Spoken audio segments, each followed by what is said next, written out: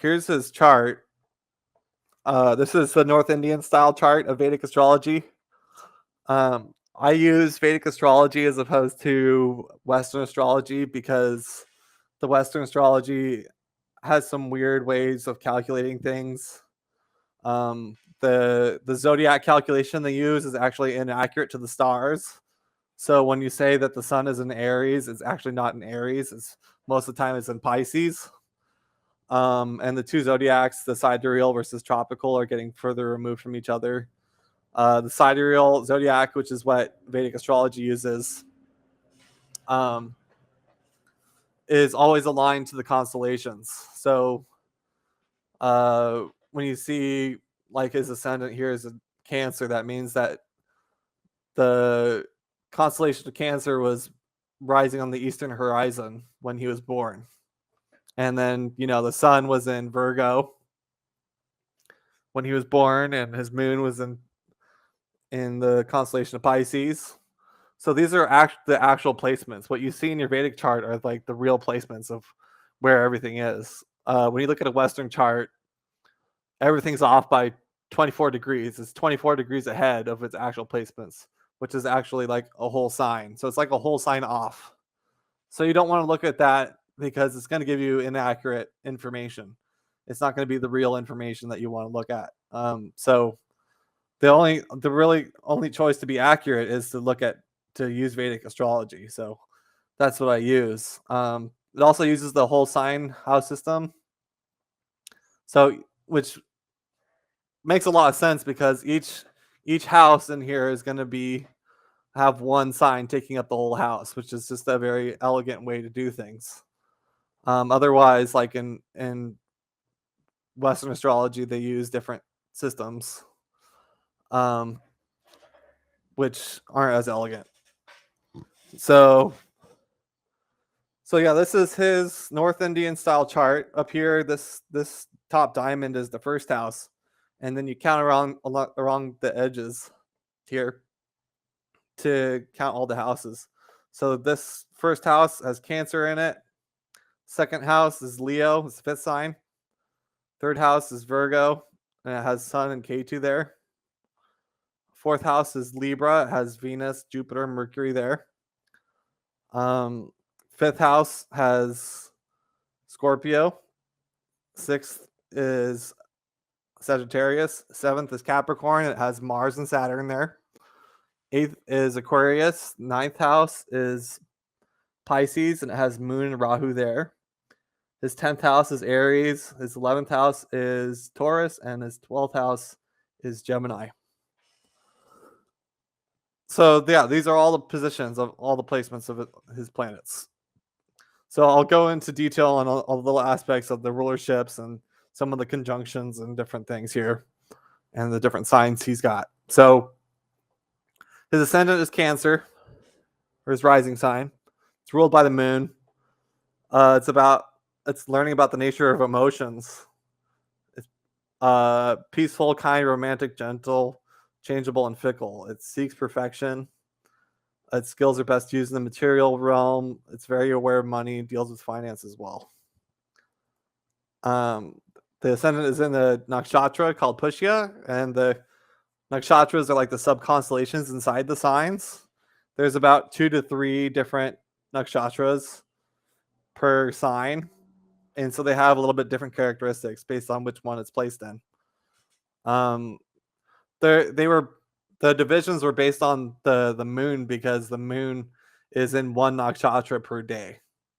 It's about 13 degrees per nakshatra, and each zodiac sign is 30 degrees, so that's why it's 2 to 3 different nakshatras. So yeah, so his is Pushya, and it's ruled by Saturn. It means the nourisher or nurturer. It's about preserving, protecting, replenishing, multiplying, and strengthening. It's the enjoyment of wealth and prosperity. So that's his ascendant. His sun is in Virgo, which is ruled by Mercury. Virgo deals with healing. It deals with it's a service-oriented sign. It's good with details. It's orderly, clean, witty, intellectual, and a hard worker. They get a lot done. They're really hardworking, kind of perfectionistic, very logical, and it's an Earth sign too. Uh, so that's Virgo. That's his sun. It's in the nakshatra called Chitra, which is ruled by Mars, which means reflection or beautiful picture.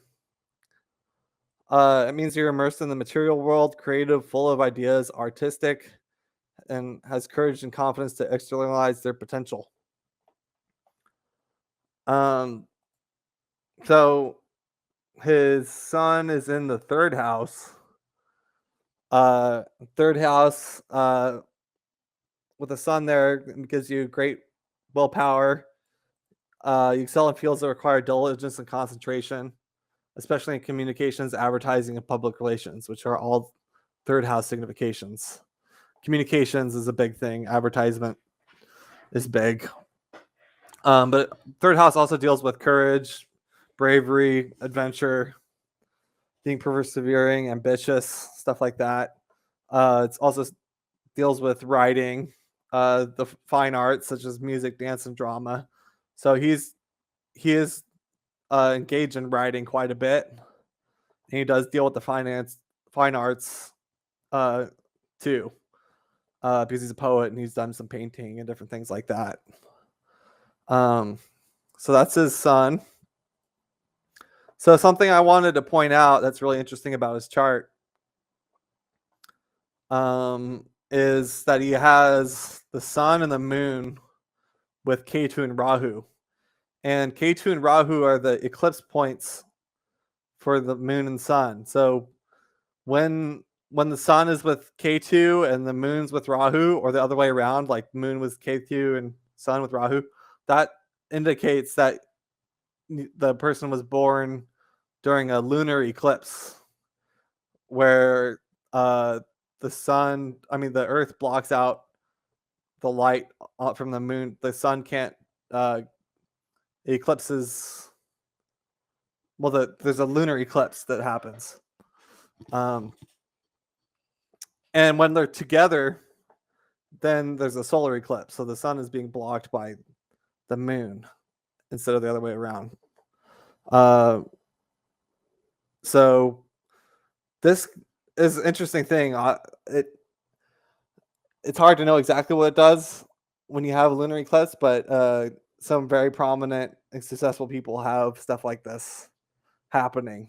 But when sun is with K2, it means that he was working on his solar nature in previous lives, the sun. So basically, anything that's with K2 means you were working on this aspect a lot.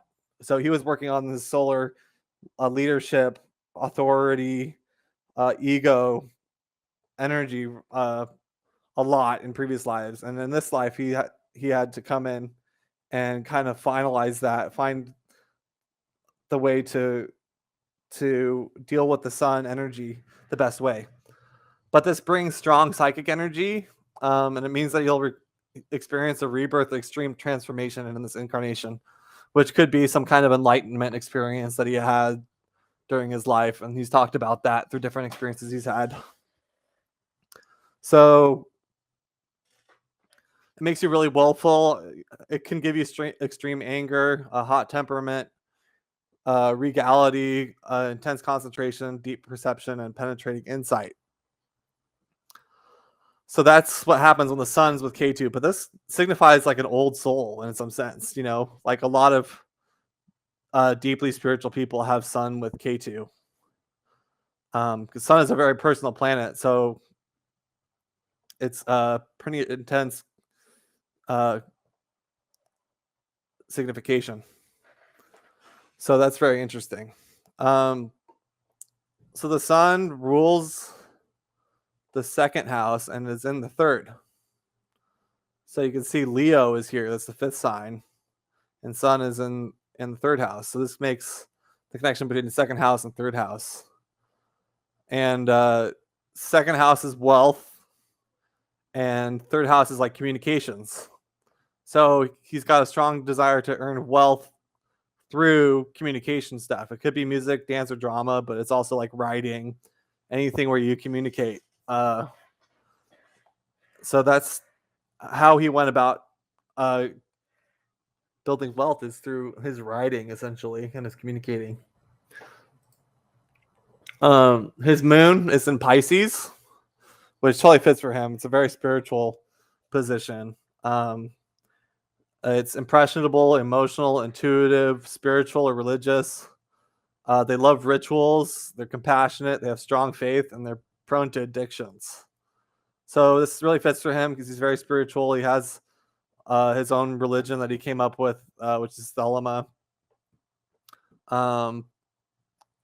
But it's ruled by Jupiter. It's interesting. It says he's prone to addictions because he actually was. He had a lot of addictions in his life. He was struggling with heroin for a long time. But that's something that can happen with people that have personal planets in Pisces. So that's interesting to see. The nakshatra that the moon is in is Purvabhadra. It's also ruled by Jupiter. It means beautiful, auspicious, blessed, grace, or happy. Blessings come from good deeds from past lives. He has good luck and fortune, wealth, good family, excellent relationships, and wonderful children. I'm not sure if he had children. He did have some relationships, but we'll get into that because he's got some pretty harsh significations for his relationships. His moon is in the 9th house. So that's going to be a big area for him, is 9th house stuff. You can see down here, moon and Rahu in the 9th, which we'll talk about. This is really big too because his chart ruler is the moon, because Cancer is his ascendant. So his self, which is the 1st house, is connected to 9th house stuff. So this means that with the moon there, he experiences luck, fortune, and success by divine grace. 9th house is the best house in a chart. It's the most positive. It's like Jupiter energy, kind of, because it's Sagittarius is the natural match from 9th house as it's the 9th sign. Makes him philosophical. Gains a good deal of wisdom. Enjoys long distance travel, which is very true. He visits foreign countries, learning about foreign cultures, benefits from foreigners. He did a lot of traveling all over the globe, and he was a mountaineer, and he climbed a bunch of mountains and stuff, and he was always visiting new places, learning new things about other cultures, and incorporating all that stuff into his own philosophy, essentially. So a lot of long distance travel. So this is really important. This is probably the most important position to look at because it's his chart ruler. And it's conjunct Rahu, like I was saying, which is a very interesting thing. Because moon is like your mind, it's your emotional self, but also your mind overall. So his mind is connected with Rahu, and so it's kind of it's gotten a boost of energy because it's kind of grander in some sense, but it brings like psychic sensibilities, subtle perception, and you can tap into unseen realms. You can tap into higher celestial realms or lower demonic realms, depending on the evolutionary level of the soul. I'm not sure which one he did. He could have done both. He's kind of into this demonic stuff a bit, on the darker side of things a bit. His mom called him the Beast, and he loved that. So he just adopted the beast persona. But I think he did deal with demons and angels and all that stuff, and he probably could see and relate to them and communicate with them. So, like I was saying, it emphasizes the darker side of the lunar nature, with emotional and psychological disturbances. There can be fears and phobias, isolation, lunacy, hallucination, illusion, and paranoia. That's in the lower aspect of things, but it makes you psychic and attached to subtle perception. So That's really interesting to see because I think he was doing some like astral projection and different things like that that he taught about. So it's really interesting.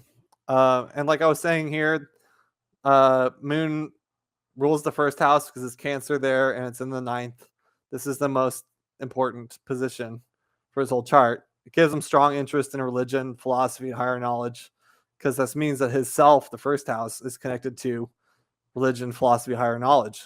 Much travel, like I was saying, excellent luck, wealthy, fortunate, prosperous, gains from father. I mean, he got all his money from his father when he was younger, so he lived off that for a long time. High morals, religious minded, and it can make you respected or famous. It gives you a healthy and powerful long life and gives you strong dharma, which is like duty and purpose for this life.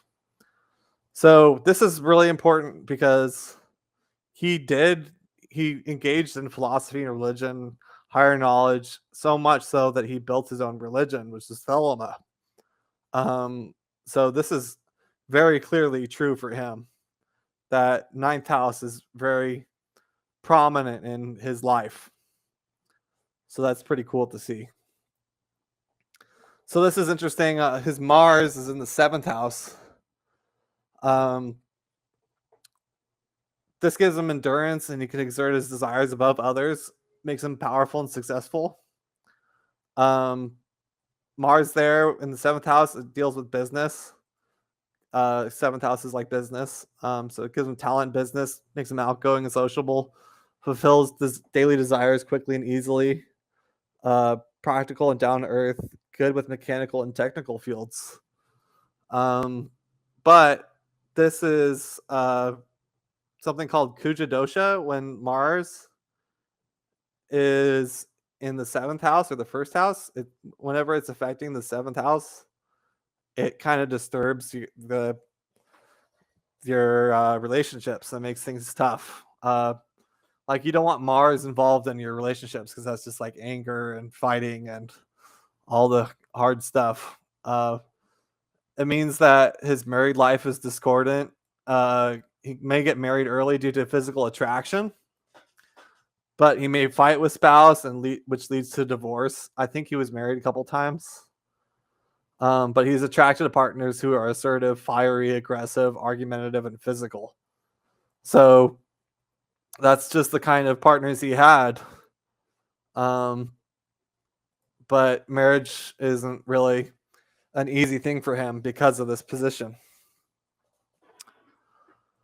So Mars rules the fifth because Scorpio is there. And it's in the seventh. So this makes you a healthy, confident, charismatic, have a good mind, strong passions. Fifth house is like the mind. And seventh house is spouse or business. So fifth house is also past life credit. So wherever the ruler of the fifth house is, you're gonna have a connection to past life credit in that sense. So he actually has past life credit connected to his spouse or to business. So business is supposed to go really well for him.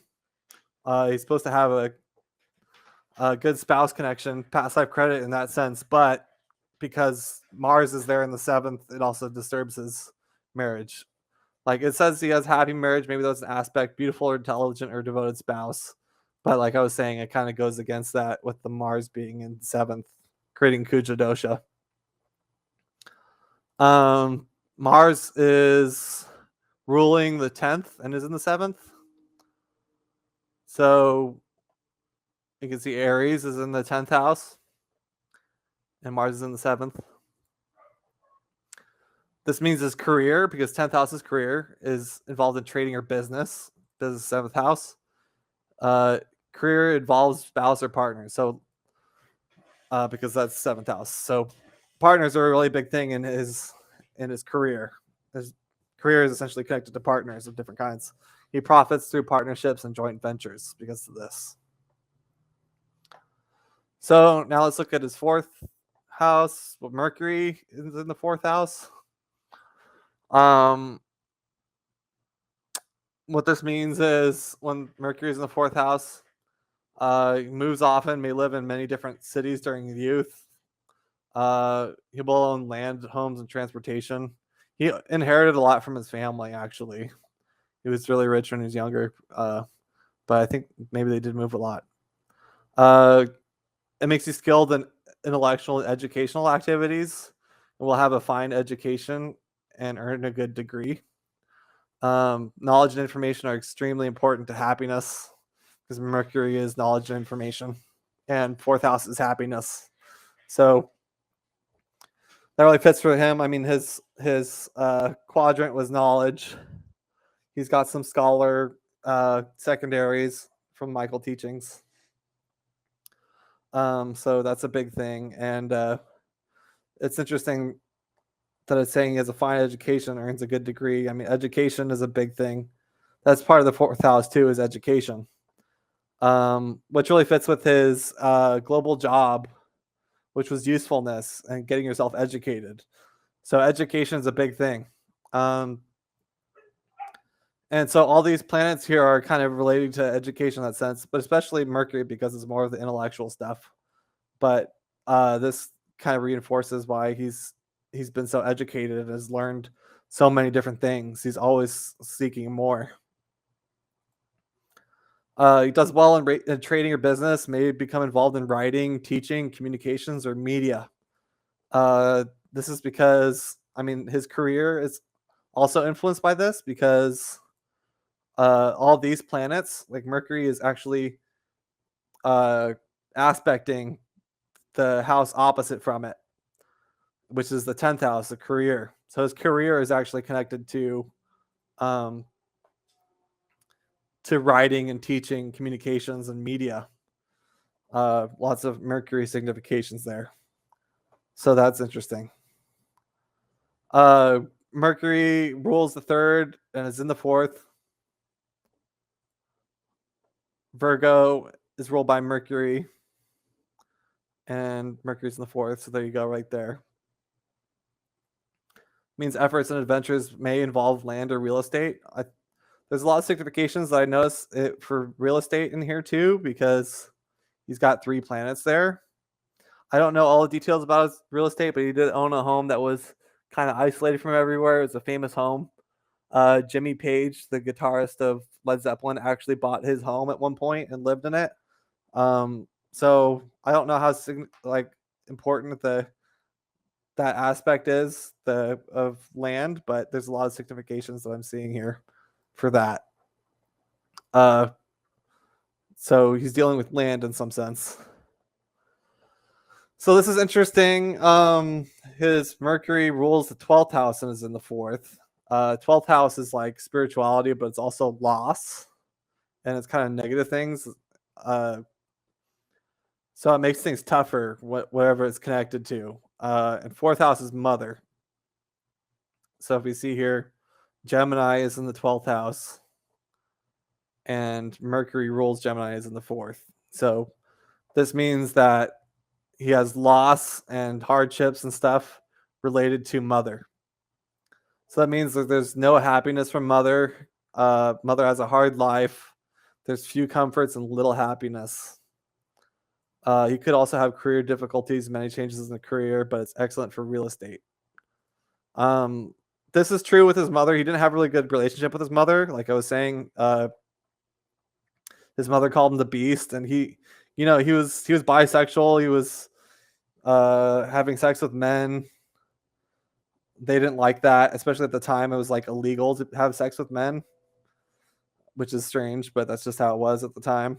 So he was actually fighting that a lot. And just the stuff that he engaged in with his philosophies and spirituality and the occult and stuff was kind of going against what his mother believed, who was very religious, very hardcore Christian, essentially. So he was very rebellious against his mother, didn't have a good relationship with her. But there's other significations that things were good, but this is the one that says that it wasn't so good, which is my understanding. Okay, so let's look at his Jupiter now. It's also in the 4th house, right there. Gives you a spacious home, happy home life. Home is a happy meeting place for friends and family. Makes you fortunate, happy, and content. Gives you a good upbringing. Generous and warm-hearted. Will inherit maternal wealth. Loves spiritual knowledge. Um, he loves spiritual knowledge because fourth house is like what you love, what's dear to your heart, and Jupiter is spiritual knowledge. Significations of that. It aspects the 10th house, so career is successful because Jupiter is a benefic. Gains fame or recognition, and career is going to be related to Jupiter things. So like he has a career in spiritual subjects, which is such as yoga, meditation, religion, or astrology. And he engaged in all those things. He learned all these different yogic techniques, meditation. He he combined a lot of ideas from different religions for his own religion or his own philosophy, and he did engage in some astrological system stuff with like his Thoth deck that he made. His tarot deck all has the significations of the different signs, zodiac signs in the cards of the deck. So this is really big for him. Jupiter is totally involved in his career and his spiritual stuff. Jupiter is ruling the 6th and is in the 4th. 6 is a difficult house, so there's discord with mother. 6th house is also enemies too, so it's like mother is an enemy in some sense. Could be this case. There could be difficulty owning land. Unhappy, hard to obtain a degree, little or no ancestral inheritance, and few fixed assets. But these significations are kind of counteracted also in different places, where he actually had significations of having a great degree and owning land and different things like that. But this does show some significations of the opposite a little bit. Jupiter is in the rules the 9th because Pisces is there, and it's in the 4th. So this is happiness and benefits from mother. Mother is religious or of good character. Like I was saying, she is religious. He didn't get so much happiness from her, unfortunately. Like we were seeing significations of that earlier. But he did gain property from her. Enjoyed many comforts, owns land and homes, had a good education, like I was saying, high degree. Religion may be dear to heart because 9th house is religion, 4th house is what's dear to your heart. And that gives you a boost in career success and status. Because 9th house is like luck. So he gets boost in career because Jupiter is aspecting the 10th house, which is career. So that's what's going on there. Okay, so let's look at his Venus. Venus is in the 4th house. Right there. So this is good because it's actually in the sign of Libra, so it's in its own sign, so it's happy there. It's really expressing itself in its best way to be in its own sign. Means you're brimming with happiness and contentment. You're adored by all. Fine education. There you go again. Prestigious degree. There you go. Wealthy, owns plenty of land and fixed assets. Makes you artistically gifted and may choose an artistic career, which is true for him because he did a lot of poetry, which is a big thing. It's like that's interesting because poetry is a mix of Mercury and Venus significations because Venus is the arts, poetry is more artistic, but he did a lot of writing, so writing is poetry. So that's how that works. Like I was saying, Venus is in the 4th and rules the 4th. So this gives more happiness, many comforts, owns land, kind of significations what I just said. Good degree. It's good for spiritual life because the 4th house is like very spiritual as well. It's a moksha house, a water house. Venus rules the 11th and is in the 4th. So you can see here, Taurus is there, which is ruled by Venus. So this connects his friends and groups to his happiness. Friends and groups bring happiness. He gets gains, which is 11th house, from real estate, wealth from mother, which is true, enjoys holy pilgrimages, gets a good education, fine degree, and many comforts.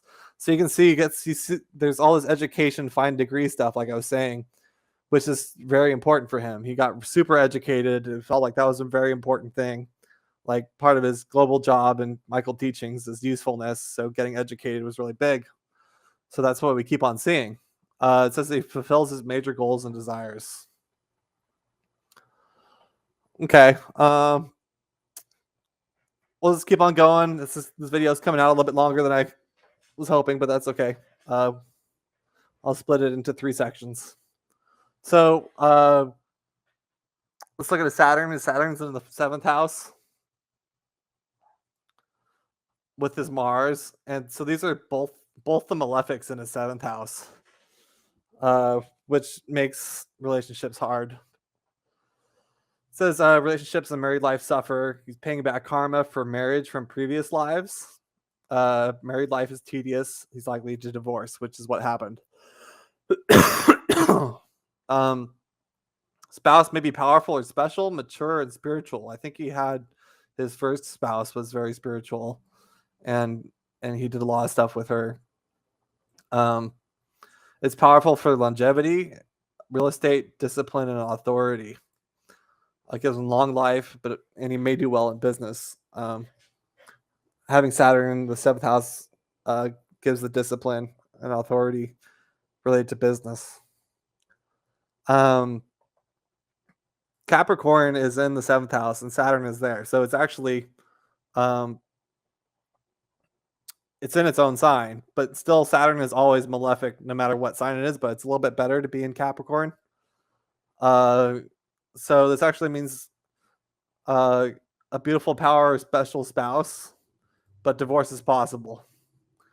It's good for business and trading. So business is good, but there's some difficulty with spouses, but there's some good certifications too. Saturn rules the 8th because Aquarius is there right here, the 11th sign, and it's in the 7th. Marriage problems, divorce, there we go again, unhappy or unsuccessful partnerships. The spouse could be metaphysical, psychic, or research oriented. These are all 8th house significations, metaphysical and psychic. So that's interesting to see. And I think that was the case with his first wife. Maybe his second too, or whoever it was. Okay, so let's look at his Rahu now, and then I'll go into his human design, and then we'll be done. So Rahu is in the 9th, well, with the moon. And Rahu is what you're moving towards and what you crave in this life. And so it's more craving higher knowledge, constantly learning different religions and philosophies, which is totally true for him. Enjoys activities with spiritual teachers and universities.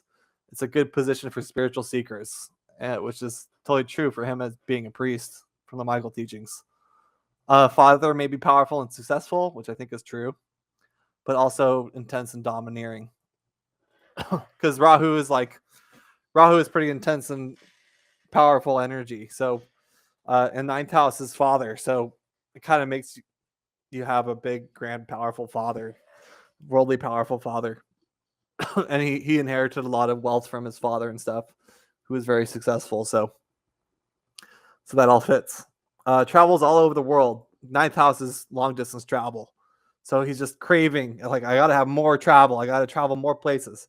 And if you read about his bio, it explains all that. But he's traveled so many different places. May be powerful, enjoys many worldly benefits.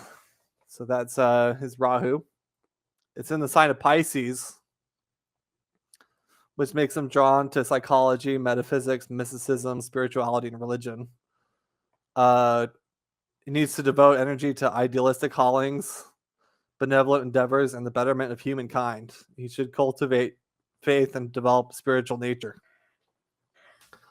So that really fits with him, moving towards spirituality, towards Piscean things, metaphysics, psychology, spirituality, mysticism. All that really fits with him really well. So that's his Rahu. His Ketu is in the 3rd house over here with the sun in Virgo. So it being a 3rd house makes them strong-willed, brave, and courageous. Gives them an interesting personality, lively and excited. Does well with fine arts like dance, music, and drama. Craves metaphysical and spiritual interests. K2 is kind of metaphysical and spiritual in itself, but it kind of means that in his past lives he was dealing with 3rd house stuff, which is more communications. But because the sun is there, there's a lot of significations that he's going to be dealing with a lot of communication in his life. So that's a pretty big thing. So he's moving from communications and dealing with the arts a little bit too. And he's combining that with the higher philosophy and spirituality. So that's his axis there. So communication from the lower to higher realms, essentially. It's in Virgo, so what that means is his past life was restricted by material concerns, may have had a hypercritical nature and be critical from others in the past. Needs to overcome this and become open-hearted and accepting. So he's coming from the Virgo side of things. And now his focus is more on the Piscean stuff from his Rahu. So that's his overall chart for his Vedic astrology. I mean, he has a lot of planets that are in the same signs and houses. So, like, overall, we can say the 9th house was a really big thing for him. He's total 9th house significations, which is the higher knowledge, philosophy, spirituality, long distance travel, stuff like that. He has a lot of significations for having a good education, a nice real estate, stuff like that. But a lot of significations, all these are affecting his career. Through Venus, Mercury, and Jupiter, all those are combined together in the way that his career is going about. He has both of his malefics in the 7th house, which is difficult for relationships, but also makes him very disciplined and hard worker and stuff like that. And the K2 with Sun and Moon Rahu is just interesting characteristics. It makes him kind of an old soul, but also makes him very psychically oriented and sensitive. So that's his chart overall. I mean, a lot of spiritual stuff. When you see Rahu in the 9th house, which is spiritual, and in Pisces, very spiritual. So he's moving towards all that spirituality, which is big for him. So that's his Vedic astrology.